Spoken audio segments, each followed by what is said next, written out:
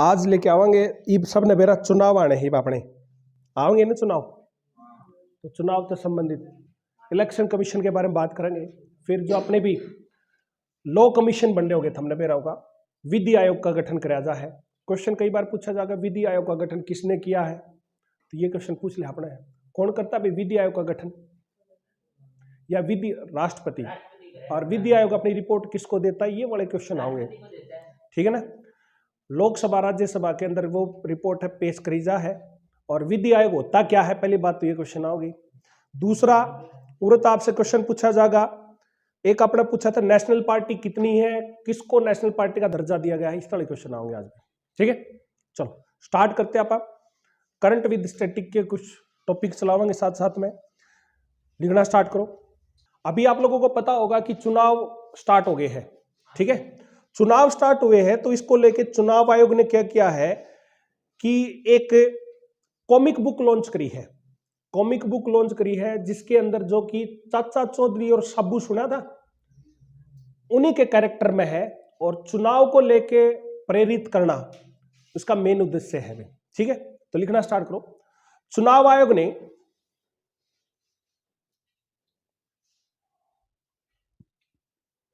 युवा मतदाताओं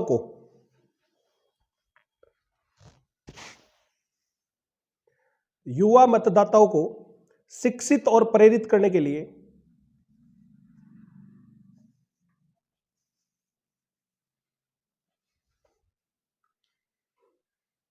चाचा चौधरी आधारित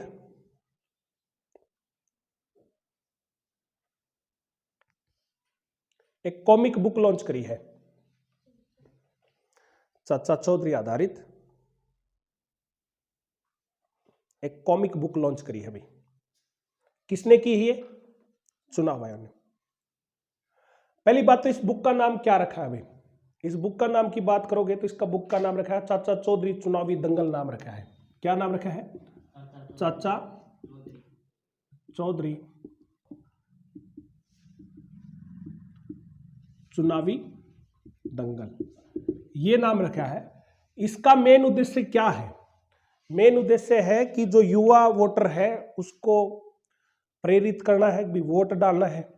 आई बात समझ में? वोट डालने के लिए उसको क्या करना है? प्रेरित करने के लिए इसका मेन उद्देश्य रखा गया है। जो युवा, अभी आपको पता होगा ना, अपने लोकसभा चुनाव आने हैं, कई तो विधानसभा चुनाव चलने लग रहे हैं, जिस तरह हो गया अपना राजस्थान हो गया, मध्य प्रदेश हो गया, या फिर भी तो चल छत्तीसगढ़ हो गया, या फिर तो विधानसभा चुनाव है, तो इससे लेके किया। भाई अब सबसे पहला क्वेश्चन आता है, इलेक्शन कमीशन ऑफ इंडिया की बात करते हैं। Election commission of India. भाई ठीक है, सब वोटर्स डे कब बनाते? भी सबको पता होगा वोटर्स डे कब बनाया जा अपना 25 जनवरी को बनाया जाता है ना। वोटर्स डे कब बनता है?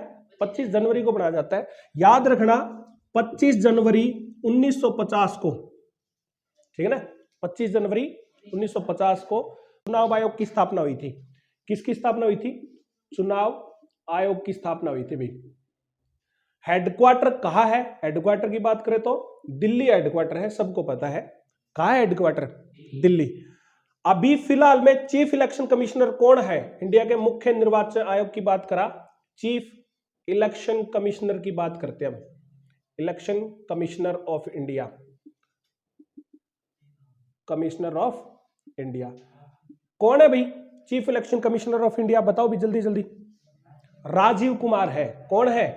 राजीव कुमार है। भाई राजीव कुमार कौन सा नंबर के हैं? 25वें नंबर के हैं। कौन से नंबर के हैं राजीव कुमार? 25वें नंबर। इनके साथ में 2 इलेक्शन कमिश्नर भी है। इलेक्शन कमिश्नर की बात करना है,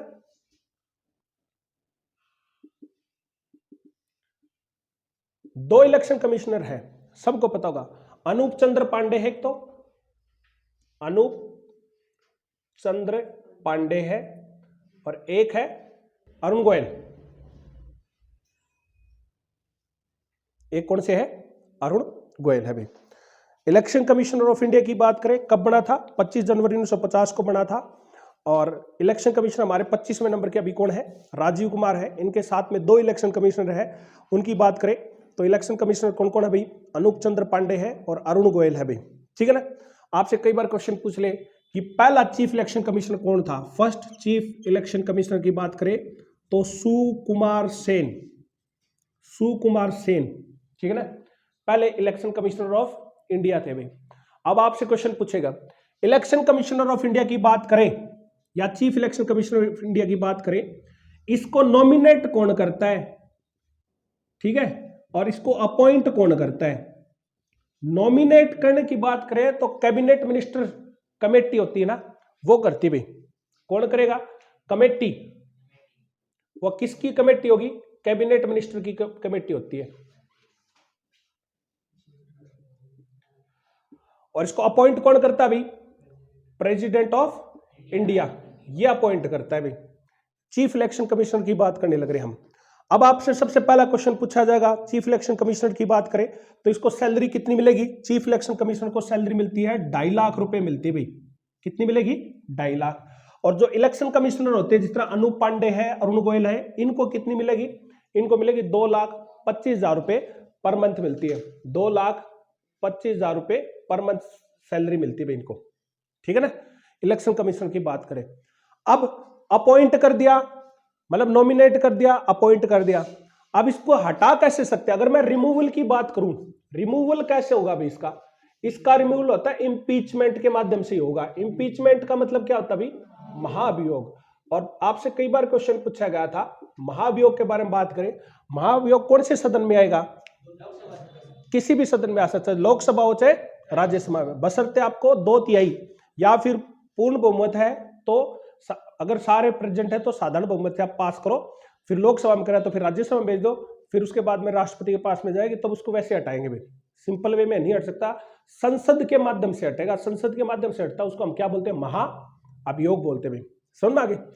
दूसरा, अगर मैं टर्म की बात करूं भाई, इसकी कितने दिन के लिए बढ़ता है भाई, या तो ये बढ़ेगा 6 साल या फिर 65 साल, जो भी नजदीक होगा ना, ये क्या होता है, इनका टाइम पीरियड होता है भाई। 6 साल हो या फिर 65 साल हो, इसमें से बढ़ेंगे भाई, ठीक है। जल्दी से लिख लो, फिर थोड़ा सा और आगे बढ़ेंगे। बिल्कुल स्टेट का अलग है। जिस तरह हरियाणा की बात करोगे ना, तो हरियाणा के कौन है, धनपत सिंह, 7वें नंबर के है। हरियाणा की बात करोगे तो धनपत सिंह है भाई। हर स्टेट का अलग अलग मिलेगा आपको, उसको state election commissioner of India बोल देते, मतलब स्टेट इलेक्शन कमिश्नर बोलते हैं। हरियाणा वाला तो सीईटी के पेपर में, पहले भी पेपर में आ रहा था धनपत सिंह, प्री का पेपर आया था, उसमें धनपत सिंह के बारे में क्वेश्चन पूछ रखा था। तो अपना अपना स्टेट में, जिस तरह हम राजस्थान के, तो राजस्थान के हिसाब से देख लियो भाई कौन सा है, अपने हिसाब से हम हरियाणा के हिसाब से बता जाता था, ठीक। अब चलेंगे, चुनाव से संबंधित बात आएगी ना, तो कुछ ऐसी चीजें हैं जो इलेक्शन से संबंधित आओगी। आपने पीछे एक बार आपने देखा होगा, मे बी चाहे तो कानूनगो का था या नायब तहसीलदार का पेपर था, उसमें पूछा था वोटर्स हेल्पलाइन नंबर कितनी है अपनी, ठीक है ना, कितना, 1950, बिल्कुल सही है, ठीक है ना। इस तरह वाले कुछ क्वेश्चन आए थे, बेसिक जो क्वेश्चन थे आप उसका डिस्कस करेंगे। आपसे सबसे पहला क्वेश्चन पूछा गया था आम चुनाव, बेसिक चुनाव की बात करें, आम चुनाव कब हुए थे, 1951-52 में सुना होगा आप लोगों ने, ठीक है ना। तो ये थोड़ा सा उसके बारे में और पढ़ते हैं। वीवीपैट सुना होगा, ईवीएम सुना होगा आप लोगों ने, ये बहुत कॉमन टर्म्स होती है जो इसमें चुनाव में यूज करते हैं। प्लस में राजीव गांधी के बारे में भी आप जिक्र करेंगे।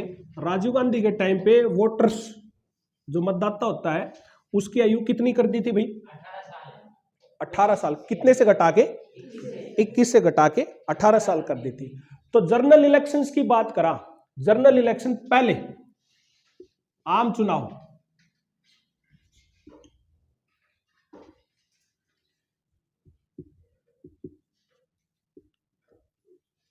ठीक है, पहले आम चुनाव की बात करोगे तो 25 अक्टूबर 1951 से लेके 21 फरवरी 1952 तक हुए थे भाई। 25 अक्टूबर 1951 से लेके 21 फरवरी 1952 तक ये पहले आम चुनाव हुए थे। तो इसलिए कई बार आपसे क्वेश्चन पूछा जाएगा कि आम चुनाव कब हुए थे, तो आंसर रहता अपना 51-52। रैंडमली क्वेश्चन पूछा जा आपसे, रैंडमली क्वेश्चन पूछा जाएगा बार बार। हरियाणा के संदर्भ में बात करें तो हरियाणा में पहले आम चुनाव कब हुए थे, 1967 में। हरियाणा तब बना था ना, तब हरियाणा के अंदर चुनाव को नहीं हुए थे। 66 के अंदर हरियाणा बनने पंजाब से अलग हुआ था, तो कभी नो सोचो भी चुनाव हुए थे, चुनाव को नहीं हुए थे उस टाइम पर अपने, ठीक है। ये तो हरियाणा के संदर्भ में बात होगी, इंडिया के संदर्भ में बात करोगे तो ये इससे होती हुई। आपसे अगर क्वेश्चन पूछा जाए कि पहली बार जो चुनाव हुए थे, जनरल चुनाव है, पहली वोटिंग हुई थी, वो कहां हुई थी? हिमाचल प्रदेश में हुई थी भाई। कहां हुई थी ये? हिमाचल प्रदेश के अंदर चिन्नी, यहां वोट पड़े थे भाई, ठीक है ना? हाँ बिल्कुल यहां वोट पड़े थे। और एक और चीज क्वेश्चन पूछ लेगा आपसे, जो मतदाता की उंगली पर इंक लगाई जा हवा कौन सी होती भाई? जो आप वोटर्स वोट डाला जिस आपने कौन लगाया उंगली के ऊपर, कौन सी हवा? सिल्वर नाइट्रेट, ठीक है। जो मतदाता की उंगली पे जो इंक लगाई जा वो होती है सिल्वर नाइट्रेट। कम से कम 2 से 3 दिन इसका प्रभाव, ठीक है ना, 2-3 दिन है। दोबारा वोट तो कौन गिरने है, एक बार वोट डालने बाद में है तो दोबारा गिरा है। अच्छा अब क्वेश्चन पूछा जाएगा आपसे, पहले आम चुनाव हुए थे कितनी सीटों पे हुए थे भाई? कितने पे हुए थे? 489 उस पे हुए थे। 364 इंडियन नेशनल कांग्रेस को मिली थी 489 सीटों पे। 499 में से 499 में से 489 सीट के ऊपर चुनाव हुए थे, जिसमें से इंडियन नेशनल कांग्रेस को कितनी सीट मिली थी? 364 मिली थी। सीपीआई पार्टी होगी उसमें 16 मिली थी, कुछ अलग अलग होगी ना। सीपीआई पार्टी होगी उसको 16, कम्युनिस्ट पार्टी ऑफ इंडिया, इसको 16 सीट मिली थी। पहले आम चुनाव की बात करा था, जो आम चुनाव हुए थे भाई, ठीक। अब यहां कुछ ऐसी चीजें यूज होती है जो आपसे बार बार क्वेश्चन पूछा जाएगा भाई। ईवीएम के बारे में सुना होगा आप लोगों ने, ठीक है ना? हाँ, ईवीएम की फुल फॉर्म क्या है? इलेक्ट्रॉनिक वोटिंग मशीन, बिल्कुल सही है। कहा इसका मतलब सबसे पहली बार यूज कहा हुआ था? केरल के अंदर हुआ था, मई 1982 के अंदर। ईवीएम की बात करते हैं सबसे पहले तो, ईवीएम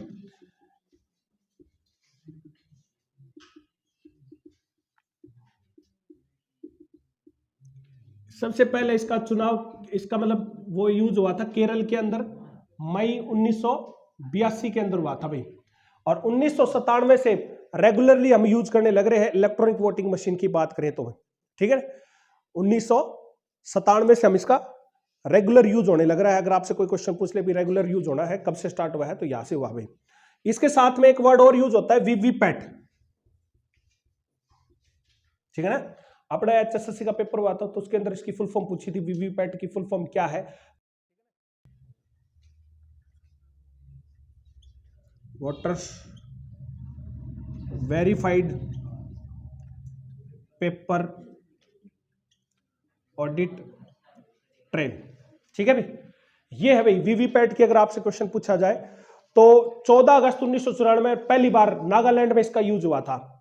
14 अगस्त 1994 में वीवीपैट का सबसे पहली बार इस्तेमाल कराया गया था। वीवीपैट पे वोट डालना स्टार्ट हो गया था। और सबको पता होगा 2013 में एक वर्ड यूज करा था, नोटा। ये 2013 से लागू कर दिया गया था। हालांकि आम चुनाव की बात करें तो 2014 में थे, सबको पता था। नोटा क्या होता भाई?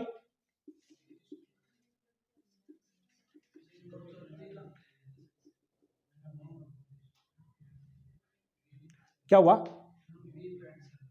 वीवीपैट किसका? वीवीपैट 2014 है। कहा क्या लिख दिया?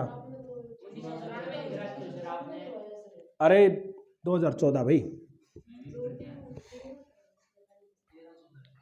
अरे शुरुआत आम की बात करोगे ना, हाँ, ट्रायल बेस पर 13 में हुआ था, 14 में इसमें वो कर दिया था। जिस तरह मैंने इस चीज में बोला हूं ना, मैं नोटा की बात करोगे 2013 के अंदर नोटा शुरू हुआ था, ठीक है।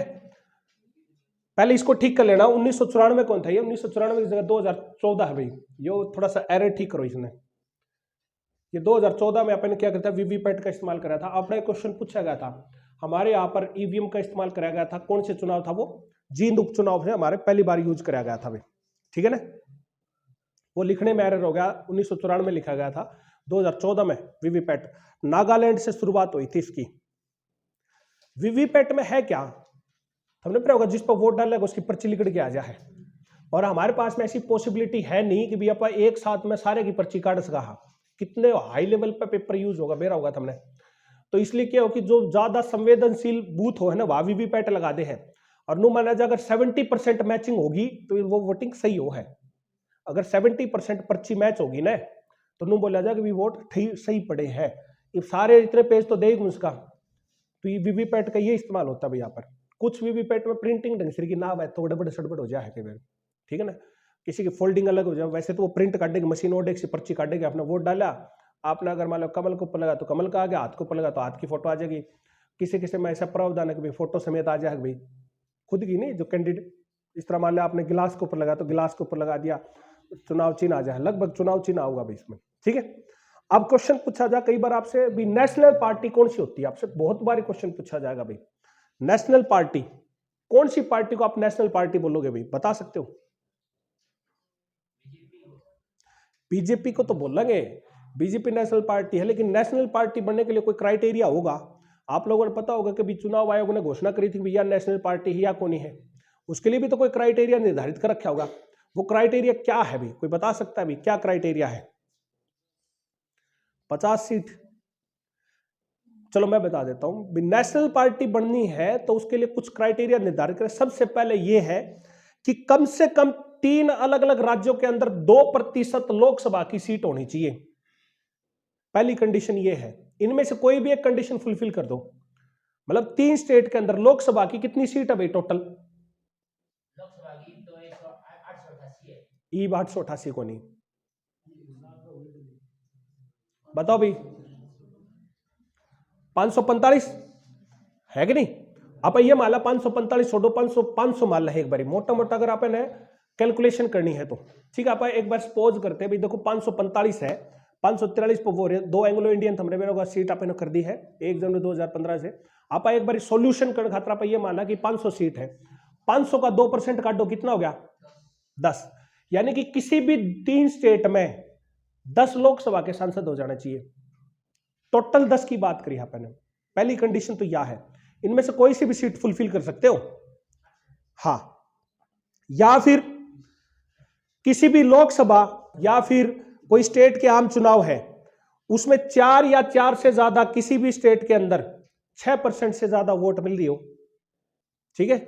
मान लो अगर आपकी एक पार्टी है तो लोकसभा की चुनाव हुए, सीट ना मिली हो चाहे आपने, लेकिन 6% वोट मिल गई हो आपने, जनसंख्या के हिसाब से वहां की कितनी सीट कितने वोट मिल गए? 6% वोट मिल गए।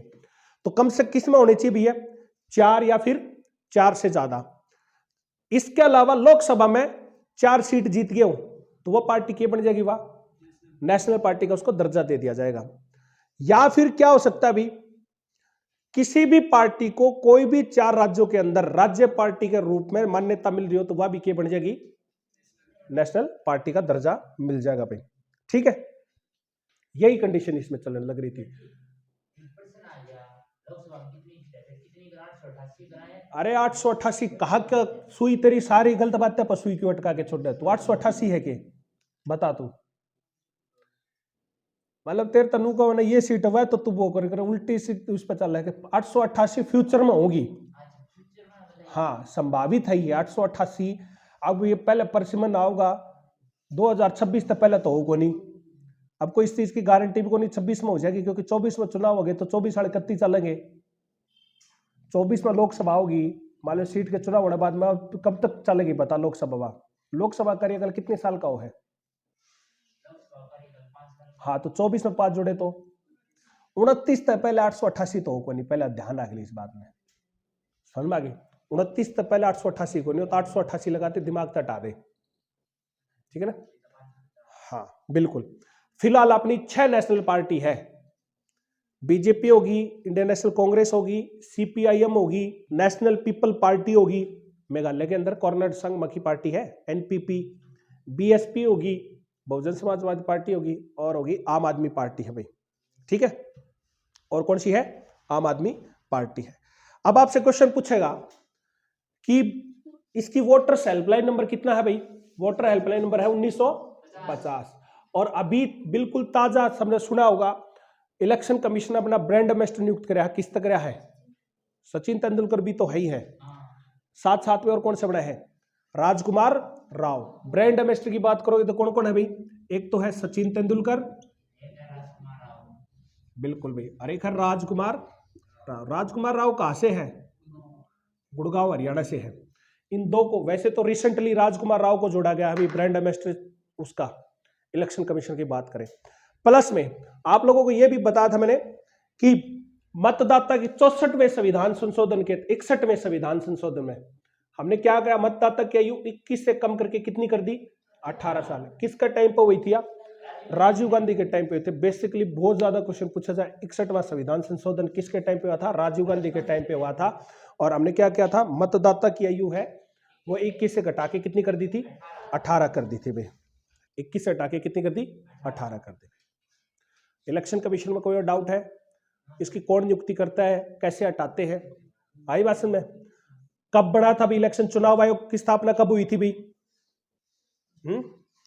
चुनाव आयोग की स्थापना कब हुई थी? 25 जनवरी 1950। अच्छा ये बताओ कि वोटर्स डे कब बनाया जाता है? वोटर्स डे, मतदाता दिवस बनाया जाता है 25 जनवरी को बनाया जाएगा भाई, याद रखियो। 25 जनवरी को मतदाता दिवस के रूप में बनाते हैं। पहले हमारे चीफ इलेक्शन कमिश्नर कौन थे? सुकुमार सेन। और अभी कौन है? राजीव कुमार। कितने नंबर के हैं? 25वें नंबर के। इसके साथ में दो इलेक्शन कमिश्नर कौन कौन है? अरुण गोयल और अनूप चंद्र पांडे, ये दो है भाई। कितनी सैलरी मिलती भाई चीफ इलेक्शन कमिश्नर को? मिलेगी 2.5 लाख। और दो अदर है इनको कितनी मिलेगी? 2,25,000 रुपये, यही सैलरी मिलेगी। प्लस में उसके साथ में आपसे क्वेश्चन पूछा कि इसको अपॉइंट कौन करता है? राष्ट्रपति करा। कैबिनेट मंत्रालय मंत्री होते हैं ना, ये सारे के कंबाइंड मीटिंग लेके ये नियुक्ति करते कि भाई अपने यो बंदा आप चुनाएंगे। वह फाइल राष्ट्रपति जी के पास पहुंचेगी, राष्ट्रपति उसके ऊपर साइन कर देंगे, उनकी नियुक्ति हो जाएगी। आई बात समझे? प्लस में अगर आपसे क्वेश्चन पूछ ले कि इसको हटाए कैसे गए भाई? इंपीचमेंट, महाभियोग चाहे लोकसभा में चाहे राज्यसभा में किसी भी सदन में ला सकते हो आप, इंपीचमेंट के माध्यम से इनको हटा सकते हो। कोई तरीका है ही नहीं हमारे पास हटाने के लिए। और क्या पढ़ा था हमने? वोटर्स हेल्पलाइन नंबर बताई थी 1950 है। ब्रांड एम्बेसडर किसको नियुक्त कराया भाई? सचिन तेंदुलकर और राजकुमार राव को नियुक्त कराया है। उसके साथ में आपसे क्वेश्चन पूछा ईवीएम की फुल फॉर्म क्या है? Electronic voting machine. 1997 में रेगुलरली यूज करना स्टार्ट कर दिया था। उससे पहले मई 1982 में सबसे पहली बार ईवीएम का इस्तेमाल कराया गया था, केरल चुनाव के अंदर हुआ था भाई। 1997 में से रेगुलर कर दिया था भाई, इसके सारे चुनाव होना स्टार्ट हो गए थे। फिर मैंने एक चीज और बताई, बीच में वीवीपैट का इस्तेमाल कराया गया था। वीवीपैट की फुल फॉर्म क्या है? Voters verified paper audit trail.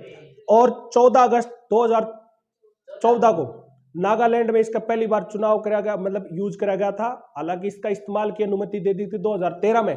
14 के अंदर हमने इसका इस्तेमाल कराया था। 14 के अंदर इस्तेमाल होने के बाद में वीवीपैट का इस्तेमाल होने लग रहा है। एक नोटा था 2013 में आया था नोटा, 2014 से हमने लागू कर दिया था NOTA. None of the above, मान लो आप किसी ने चुनाव कौन देना चाहते हो, ABC 3 कैंडिडेट है, आपने कौन पसंद तीनों, तो नोटा पर लगा दो वोट। समझ में आ गए? और जो मतदाता की उंगली पर स्याही लगाई जाए कौन सी? वो है सिल्वर नाइट्रेट होती है भाई, ठीक है ना। कितनी नेशनल पार्टी है? 6 नेशनल पार्टी है भाई। अगर आपसे कोई क्वेश्चन पूछ ले तो 6 है। आम चुनाव की बात करें तो पहले आम चुनाव कब हुए थे? 1952 में। अब कौन से नंबर के होंगे भाई? 15वें नंबर के, 16वें नंबर के? मैंने तो 18वें नंबर के सुना है।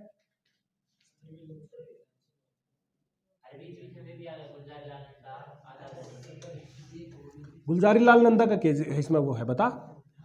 अरे कौन सी लोकसभा चल रही है? 17वीं चल रही है ना, तो ये अगले चुनाव कौन सी के होंगे? फिर इसमें सोचना क्या था? बिल्कुल बता रखी है, तो आंसर तो को नहीं आया ही बता तो तू देख, खुद बता दे भाई हाँ बता रखी है, फिर सोच ले। अगला लिखे भाई, चलते।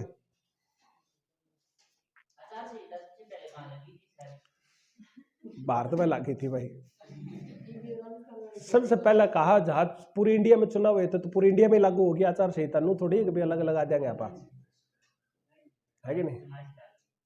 धारा 144 लगा था आचार संहिता को लग रही के, वो आचार संहिता को नहीं, वो आचार संहिता है, आचार को नहीं। वाह यो इसने आचार संहिता हाँ बजरंग, थारे लाग रही हो गया आचार संहिता ने।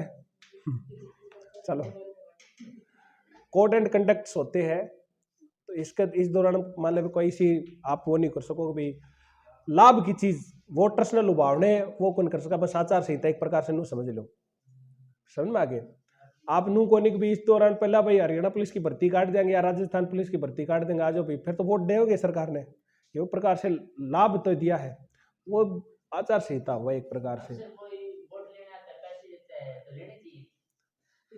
बजरंग तो लेवेगा और का भेरा कोनी मने, बजरंग तो लेवेगा और का मैंने भेरा कोनी। नहीं उधारे क्यों नहीं देने लग रहा है वो, थारे बजरंग थारे कितने वोटर है थारे गणे? 8, बस तो फिर तो 1 लाख रुपया जुगाड़ हो गया तेरा।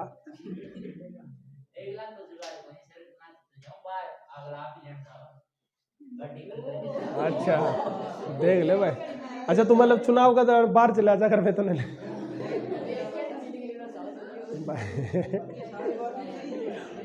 बात तो साड़ी भी सच्ची है भाई।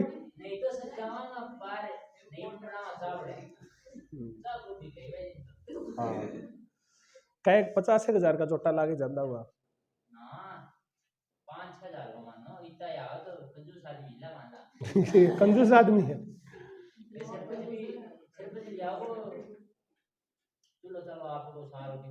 सरपंच भी चाह बनाना लग जाए। यो फर्क से भाई हरियाणा में राजस्थान में देख लिया कि ये देख के कहीं का हम तो देखा, जिस दिन तू आया उस दिन का हम देखा, बता बजरंग क्या करा भाई। चल मन पर ना लियो, ठीक है ना। अगले सुनो, कंडीशन है 2 दिवसीय अंतरराष्ट्रीय वकील सम्मेलन का, 2 दिवसीय अंतरराष्ट्रीय वकील सम्मेलन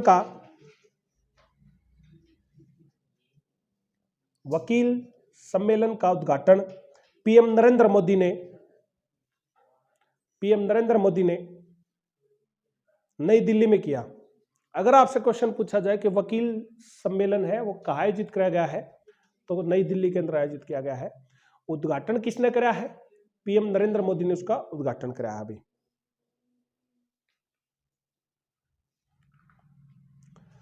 क्वेश्चन पूछे कि इसका थीम क्या थी, आजकल तो विषय पूछता है, विषय हो गई, विषय क्या था इसका? न्याय वितरण प्रणाली में उभरती हुई चुनौतियां, न्याय वितरण प्रणाली में उभरती हुई चुनौतियां, न्याय वितरण प्रणाली में उभरती हुई चुनौतियां, इसका विषय रखा गया। अभी अब सुनो, अब थोड़ी सी बात करेंगे law commission of India.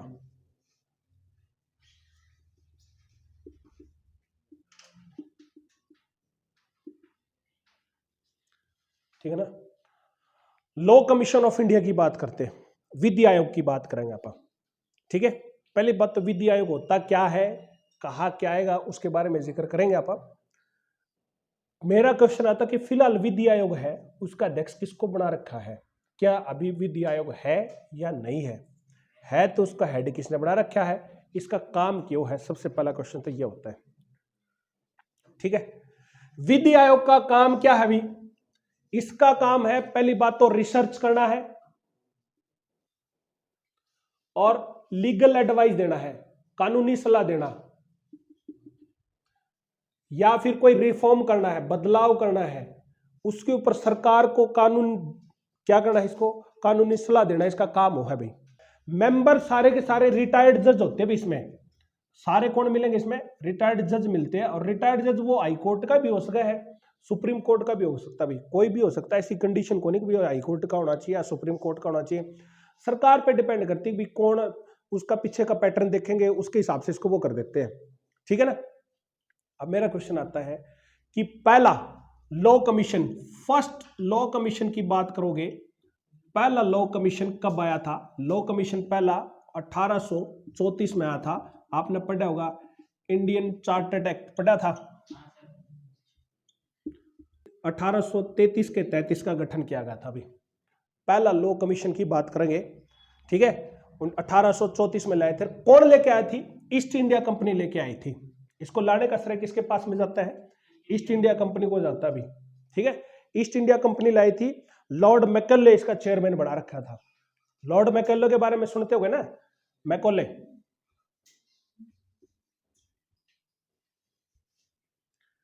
Lord Macaulay आपने सुना होगा, क्या किया था इसने भाई? अंग्रेजी भाषा के लिए काम किया था। क्वेश्चन पूछा जाए कि लॉर्ड मैकॉले ने कौन सी भाषा पे कुठाराघात पहुंचाया था, तो कौन सी भाषा थी? संस्कृत भाषा। संस्कृत भाषा के ऊपर इसने इंग्लिश भाषा बोले अनिवार्य करो पढ़ाना। लॉर्ड मैकॉले ही तो था देने वाला। तो पहला लॉ कमीशन की बात करते हैं तो वो आया था लॉर्ड मैकॉले की अध्यक्षता में आया था भाई।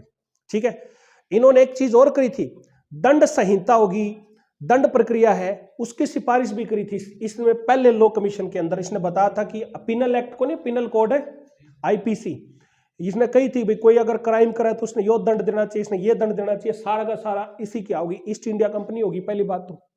ठीक है, तो ये उसी में होगी। पिनल एक्ट में इसने दंड संहिता लेके आने का श्रेय इसी पे था, या उसमें जो बदलाव थे सिफारिश करी थी इसने करी थी भाई। अब दूसरा क्वेश्चन आता है भाई, ये तो हो गया पहले की बात। आजादी के बाद में अगर पहला जो आया था आजादी के बाद में तो 1955 में आया था भाई, आफ्टर इंडिपेंडेंस। आजादी के बाद में फर्स्ट लॉ कमीशन की बात करा पा तो वो कब आया था? 1955 पे आया था।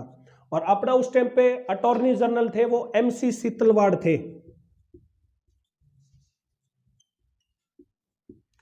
इनकी देखरेख में आया था भाई। और लॉ कमीशन का टाइम पीरियड की बात करोगे 3 साल के लिए होता है। कितने साल के लिए बना भैया? 3 साल के लिए बनता है, 3 इयर्स के लिए बनता है भाई। ठीक है, MC सीतलवाड़ है जो कि इंडिया के पहले अटॉर्नी जनरल थे, ये चेयरमैन बनाए गए थे 3 साल के लिए। कोई भी अगर आपसे क्वेश्चन पूछा जाए कि विधि आयोग का टाइम पीरियड कितने साल के लिए वो है, 3 साल के लिए वो है। उसके बाद में 21वां विधि आयोग की बात करा।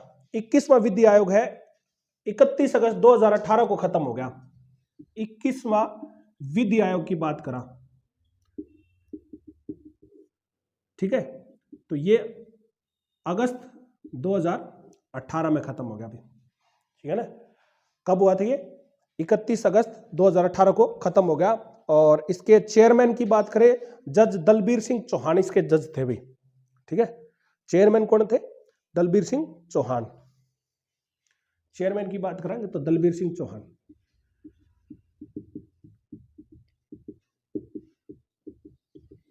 ये चेयरमैन थे भाई, दलबीर सिंह चौहान थे भाई। अभी फिलहाल की बात करोगे तो 22वां विधि आयोग आ रहा है। ठीक है, वैसे दलबीर सिंह चौहान ने जो सिफारिशें करी थी विधि आयोग में, सरकार ने इनसे रिकमेंडेशन मांगी थी, वो क्या क्या पे दी थी बताऊं? उन्होंने दी थी ह्यूमन DNA के ऊपर, क्राइम कर दे तो DNA से संबंधित इन्होंने रिपोर्ट दी थी सरकार को। क्रिमिनल लॉ उसके ऊपर इन्होंने सिफारिश दी थी। कंटेम्प्ट ऑफ कोर्ट, कोर्ट की अवमानना, उसके बारे में सिफारिश करी थी इन्होंने। हेट स्पीचेज, इसके बारे में इन्होंने दी थी। और मैरिज कंपलसरी कर दी थी, इसका रजिस्ट्रेशन करवाना कंपलसरी। ऐसी बहुत सारी इन्होंने रिकमेंडेशन दी थी। सरकार ने पूछा था भाई क्या करना चाहिए, हेट स्पीच देवा है, तो इन्होंने रिकमेंडेशन दी थी सरकार को, लॉ कमीशन ने दी थी भी। अभी जो 21वां लॉ कमीशन आने लग रहा है तो 22वां जो अभी आने लग रहा है, जो 21 फरवरी 2020 को बना था। 22वां कब बना है भाई? 2020 को बना था भाई। ठीक है, ऋतुराज अवस्थी ये जज है, ऋतुराज अवस्थी। इसके चेयरमैन कौन है? ऋतुराज अवस्थी, ये इसके चेयरमैन। उनकी देखरेख के अंदर 22वां विधि आयोग यानी कि लॉ कमीशन चल रहा है अभी फिलहाल बात करोगे तो। 3 साल के लिए इसका वो होता है, ये काम करने लग रहा है सेडिशन। सेडिशन का मतलब क्या होता है? देशद्रोह के ऊपर काम करने लग रहा है।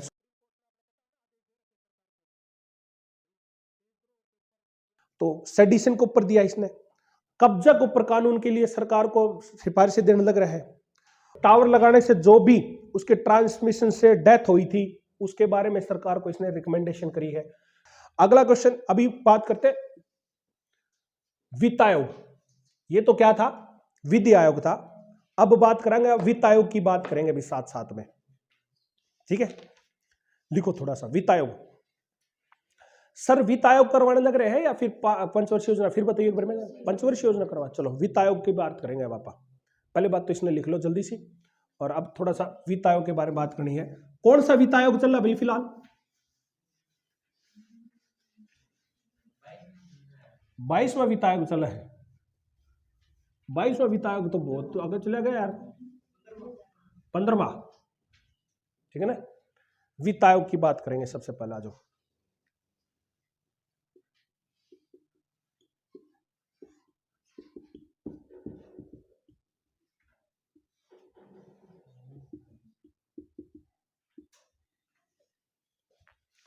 फाइनेंस कमीशन की बात करेंगे भाई, ठीक है। आर्टिकल 280 के तहत वित्त आयोग बना हुआ है भाई। किसके तहत बनता है भाई? आर्टिकल अनुच्छेद 280 के तहत वित्त आयोग का गठन कराया गया था। वित्त आयोग का मेन काम क्या है? वित्त आयोग का काम है कि केंद्र और राज्यों के बीच में वित्तीय संबंध है उसको परिभाषित करना है। केंद्र है मतलब स्टेट गवर्नमेंट होगी, सेंट्रल गवर्नमेंट, उससे रिलेटेड जो फंड है उसको परिभाषित करता कि कौन सा स्टेट गवर्नमेंट में होगा, कौन सा सेंटर में होगा, सेंट्रल गवर्नमेंट का क्या हक है, स्टेट गवर्नमेंट का क्या हक है, कितना फंड मिलना चाहिए, कितना नहीं मिलना चाहिए, सारा का सारा काम किसका है भाई? वित्त आयोग का काम है भाई, ठीक है ना। किसका काम है? वित्त आयोग का। पहला इसकी अगर वित्त आयोग की बात करोगे ना, स्टार्टिंग में आर्टिकल 280 के तहत इसकी अवधि की बात करा तो पहले इसकी अवधि 2 साल की हुआ करती थी, अब कितने साल की है? 5 साल की अवधि बना रखी है इसकी हमने। तो अगर अपना कोई वित्त आयोग आओगा तो उसकी कितने साल की अवधि होगी भाई? 5 साल की होगी। और वित्त आयोग का गठन कौन करा है? राष्ट्रपति करता है, ठीक है ना। अपनी रिपोर्ट भी इसका अगर मान लो इसका गठन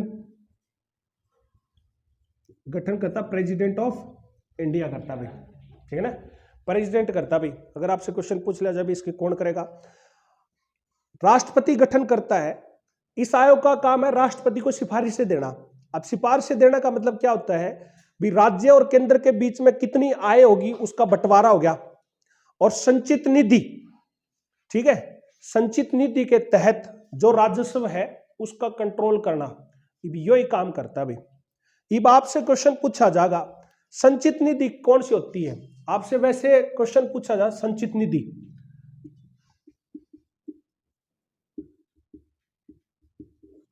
आर्टिकल 266 के तहत, अनुच्छेद 266 के तहत एक संचित निधि बना रखी है अपने। कई बार क्वेश्चन को पूछा राष्ट्रपति को सैलरी कहां से मिलती है? राष्ट्रपति को कहां से सैलरी मिलेगी भी? संचित निधि से मिलती है। संचित निधि क्या है? आर्टिकल 266 ये बोलता है कि संचित निधि एक ऐसी वो है, मतलब एक अपनी ट्रेजरी है जिसमें अपने सारे टैक्स के रुपए आके इकट्ठे हुए हैं, वह ट्रेजरी, उसमें संचित निधि बोलते हैं अपन। तो ट्रेजरी के अंदर आओगे सारे रुपए, उस ट्रेजरी में तो खजाना है, यो राजस्व है अपना, टैक्स के जितने रुपए इकट्ठे हो गए उसमें तो आप सैलरी देना किससे दी जा है भैया? राष्ट्रपति को ही इनको सारा का दी जा है भाई, ठीक है ना। संचित निधि का एक प्रॉब्लम और है, इसमें से कोई भी व्यक्ति ना तो रुपये निकाल सके न रुपये डाल सकता संसद की अनुमति के बिना। संसद की अनुमति लेनी पड़ेगी तभी आप इसमें से रुपये निकाल सकते हो, तभी इसमें से रुपये डाल सकते हो। नू कोनिक भी सीधा राष्ट्रपति की सैलरी कटनी काट दो भाई 5 लाख रुपये इसमें तय, नू कोनिक प्रॉपरली बाउचर बनता है, प्रॉपर होते हैं। जिस तरह अपने सरकारी आप वो देखोगे सरकारी महकमा में है क्यों है मेरा बिल बना के ट्रेजरी में जमा होगा अपने, यहाँ अपने मान लो तहसील में जमा होगे, तहसील में तो फिर एसडीएम के तहत साइन हो गए फिर अप्रूव हो क्या है, सेम एज इट इज इस तरह है। एक चीज और बताता हूं, मैंने क्या बताया था, इसका कार्यकाल 5 साल का है। राष्ट्रपति चाहे तो इसको 5 साल से पहले भंग भी कर सका है, समझ में आ गया। कोई जरूरी को नहीं था 5 साल का है। जिस तरह पहले प्रधानमंत्री के बारे में पढ़ा था, प्रधानमंत्री के बारे में पढ़ा था तो प्रधानमंत्री का कार्यकाल कितने साल का बताया था पहले?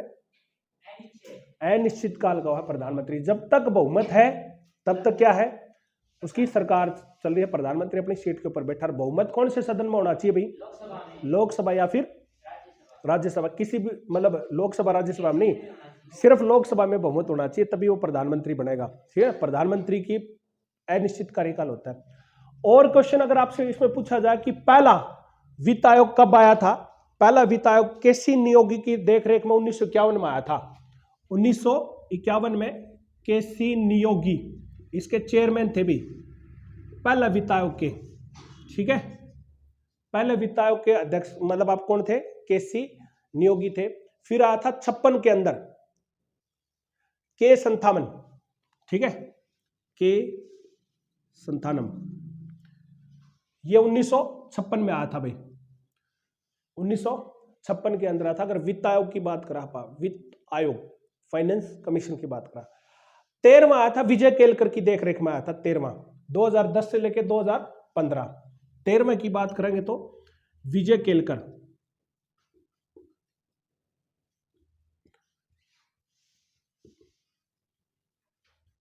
ठीक है ना।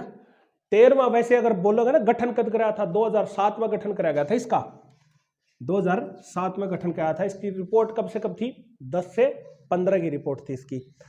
14वां वाई वी रेड्डी था, 14वां कब बना, अभी 14वां बना था, पहले बताओ, वाई वी रेड्डी की अध्यक्षता में हुआ था और इसका गठन 2013 में हुआ था। सिफारिश 2015 से लेकर 2020 की सिफारिश देना इसका काम था भाई, ठीक है, 2015 से लेकर 2020 में था। और अगला 15वां जो हाल फिलहाल में चलने लग रहा है वो कौन है, एनके सिंह का चला है। 15th की बात करा, 15वां कौन है, एनके सिंह, इसकी अध्यक्षता के अंदर चलने लग रहा है। और 2017 में इसको बनाया गया था। ये अपनी रिपोर्ट प्रस्तुत करेगा 2020 से लेकर 2025 की भी। 15वां वित्त आयोग अपनी रिपोर्ट है, मतलब या वित्त आयोग है, किसके समक्ष रखता अपनी रिपोर्ट भाई, राष्ट्रपति, या फिर आप ये बोल सकते हो कि लोकसभा और राज्यसभा, दोनों सदनों में अपनी रिपोर्ट पेश करता भी। वित्त आयोग की बात करोगे तो हाँ, पहला लोकसभा में वित्त धन विधेयक होया, वित्त विधेयक होया, इस पे सारी रिकमेंडेशन या किस पे पावर या सारी लोकसभा में।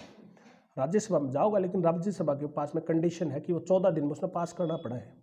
इसने तो अपनी सिफारिशें दी बल्कि। एक और लिखते हैं, रक्षा मंत्री राजनाथ सिंह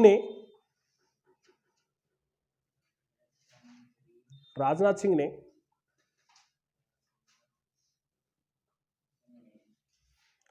यूपी के हिंडन गाजियाबाद वायुसेना बेस पर, हिंडन गाजियाबाद वायुसेना बेस पर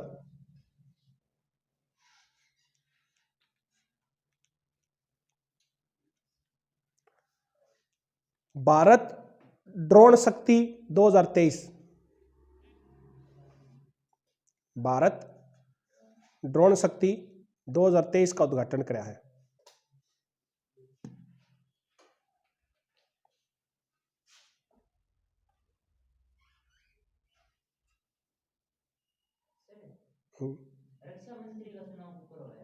रक्षा मंत्री का चुनाव कुकरो है,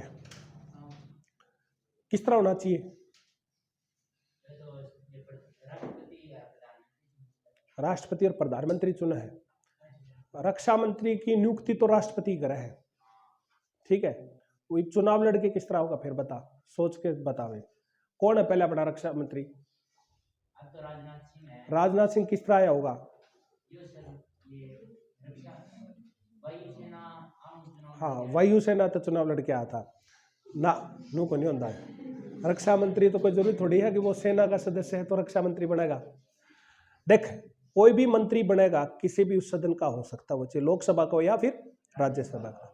अगर राज्यसभा से है तो अप्रत्यक्ष रूप से चुन के जाएगा।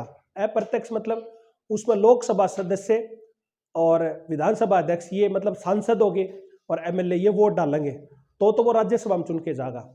अगर राजनाथ सिंह राज्यसभा से है तो अप्रत्यक्ष रूप से चुन के गए हैं, अपने एमएलए और एमपी ने वोट डाले हैं तब चुन के गए हैं। अगर वो लोकसभा से है तो प्रत्यक्ष रूप से, जिस तरह मोदी ने चुनाव लड़ा है वैसे ही उसने चुनाव लड़ा, तो ये लोकसभा में जा रहा है तो यानी कि प्रत्यक्ष चुन के गया है आदमी, आम आदमी चुना इसने। लोकसभा में जो जाएगा तब ये बोल सका कि लोकसभा में चुन के जा रहा तो आम आदमी ने चुन के भेज रखा है इसने। फिर बाद में किसने मंत्री बनाना किसने नहीं, या सारी पावर किसके पास में है, प्रधानमंत्री के पास में, राष्ट्रपति के पास में नहीं, प्रधानमंत्री। प्रधानमंत्री अपने विवेक से किसको कौन सा मंत्रालय देना कौन सा नहीं, उसको मंत्रालय दे देगा। प्लस में एक चीज और ध्यान रखियो, प्रधानमंत्री किसी को भी मंत्री परिषद से हटा सकता है, किसी को भी जोड़ सकता है। अरे कोई सदस्य नु होगी ऐठ के खड़ा हो जाए ना, मैं तो नहीं हूं भाई, मान लो राजनाथ सिंह नु कह दे मैं तो मंत्री पद को नहीं हटूं, तो प्रधानमंत्री राष्ट्रपति को बोल के उसको बर्खास्त भी करवा सकता है, फिर तो पद छोड़ना ही पड़ेगा। अगर राष्ट्रपति बर्खास्त कर देगा तो फिर तो पद छोड़ना ही छोड़ेगा। आई बात समझ में? तो ये पता चला मंत्री परिषद का चुनाव किस तरह है। 15% से ज्यादा आपा को नहीं बढ़ा सका भाई मंत्री। आपसे क्वेश्चन पूछा जाए कितने परसेंट से ज्यादा को नहीं बढ़ा, तो 15% से ज्यादा पाओगे क्वेश्चन। ठीक, तो नरेंद्र मोदी ने 2030 तक का टारगेट ले रखा है कि इंडिया है ड्रोन शक्ति हब बन जाएगा 2030 तक। कब तक बन जाएंगे आप? 2030 तक ड्रोन शक्ति हब बन जाएगा।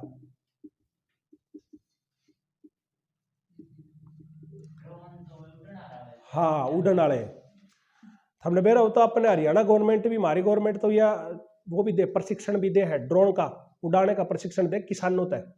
पता होगा ना हमने? हाँ, हिसार के अंदर, हिसार के अंदर अपना देने लग रही है भी आपने अगर ड्रोन उड़ाना है तो वो करो, प्रशिक्षण देने लग रहे हैं। ठीक है ना? क्या हुआ?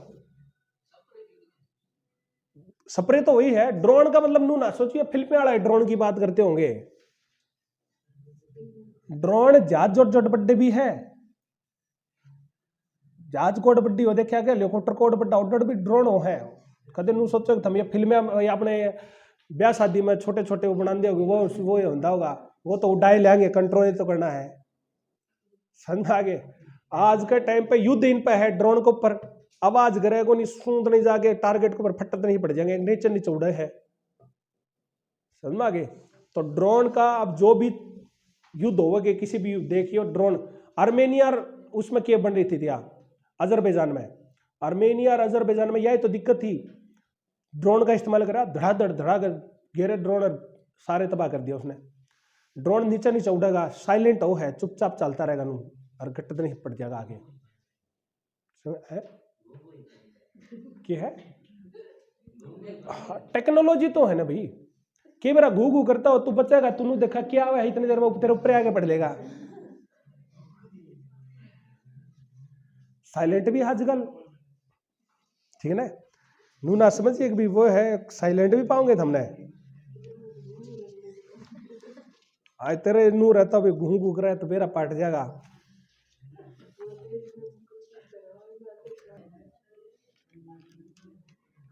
लिखे भी कर्नाटक का होयसला,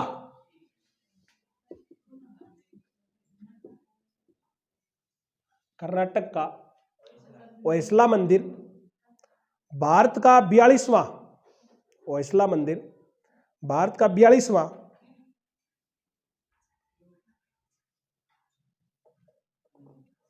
विश्व यूनेस्को धरोहर के रूप में नामित किया गया है। अभी यूनेस्को धरोहर में शामिल कर लिया गया है। यूनेस्को धरोहर में शामिल कर लिया गया है, होयसला मंदिर को कर लिया गया है। अभी 41वें शांति निकेतन था,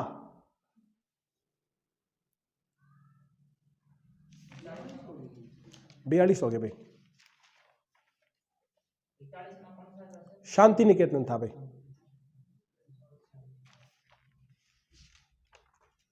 41वां कौन सा था भाई? शांति निकेतन था।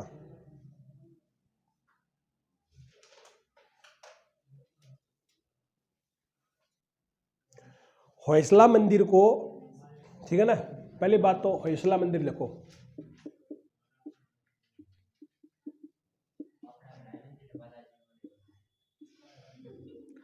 बालाजी का मंदिर है क्या? हाँ, विवाह की उम्र कितनी विवाह की उम्र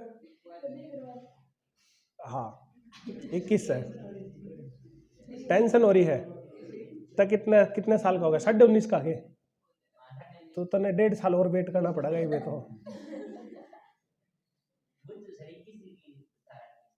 छोरी की 18 है कोई नहीं, बस तेरी तो फिर भी चला जाएगा काम है। छोरी की 18 से कोई नहीं, बस तेरी तो चलो कम ज्यादा देख लेंगे।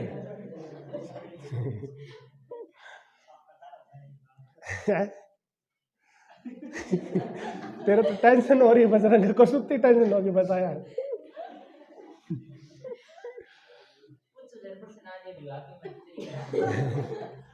मैंने कह दी भाई तेरी से कितनी हो, तू छोरी की बस 18 होनी चाहिए, सह को नहीं। विवाह की उम्र लड़का की 21 साल हो है। हाँ, प्रस्ताव आया था, ये भी पारित थोड़ी हुआ है यो। खाप पंचायतों ने अपने विरोध दुगन करा था, सुनी कौन थी तुमने? ठीक है ना, पार हो जाए इतना बजरंग पार चल ठीक से। और इस्लाम मंदिर को हेलुबिड के नाम से जानते हैं, ठीक है ना। और इस्लाम मंदिर को किसके नाम से जानते हैं? हेलेबिडू नाम के नाम से जानते हैं भाई, ठीक है ना। अरे पहली बात तो इस्लाम मंदिर है कहाँ? कर्नाटक। बहुत अच्छा भाई, कर्नाटक के अंदर है भाई। 41 के नंबर के कौन सी थी? शांति निकेतन। और 42वें नंबर के कौन है? हाँ, वो इस्लाम मंदिर शिव और विष्णु से संबंधित है। किससे संबंधित है भाई? शिव और विष्णु से संबंधित है। अगर आपसे क्वेश्चन पूछा जाए, पहली बात तो ये शिव व विष्णु इनसे संबंधित है और वेशर शैली से संबंधित है। द्रविड़ शैली होती है, वैसे वेशर शैली है, उसके मंदिर है भाई ये, वेशर शैली के हैं। अब कौन सा? अंकोर वाट बताता होगा विष्णु का मंदिर सबसे बड़ा, यही दिखाओगे। कंबोडिया कौन सा है? अंकोट वाट। फिर से देख कौन सा है? हाँ, अंकोर वाटर कहा है ये?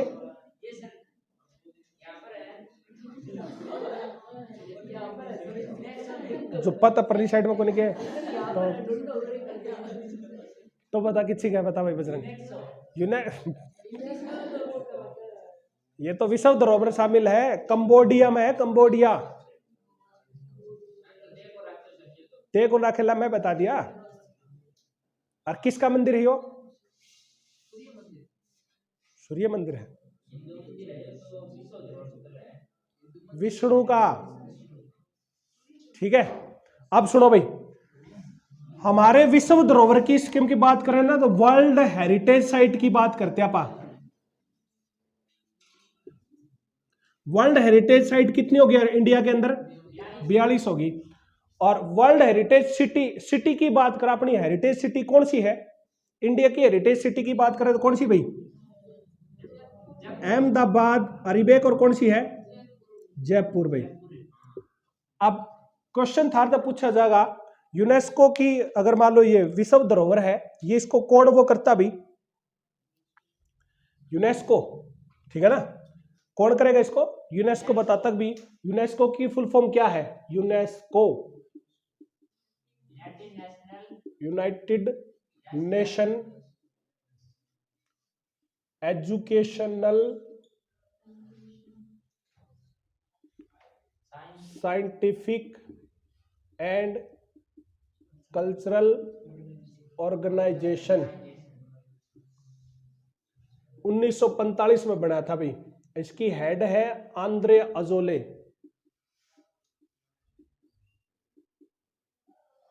ठीक है ना। यूनेस्को की हेड कौन है? Andre Azoulay. और पेरिस इसका हेडक्वार्टर है। कितने मेंबर है? 194 मेंबर है यूनेस्को के, ध्यान रखियो। पेरिस किसकी राजधानी है? यूनेस्को, यूनेस्को नहीं, यूनेस्को। फिर बोल यूनेस्को। लिख ले तो, लिख के तो बोल सके है, तो बोल के तो देख, लिख तो।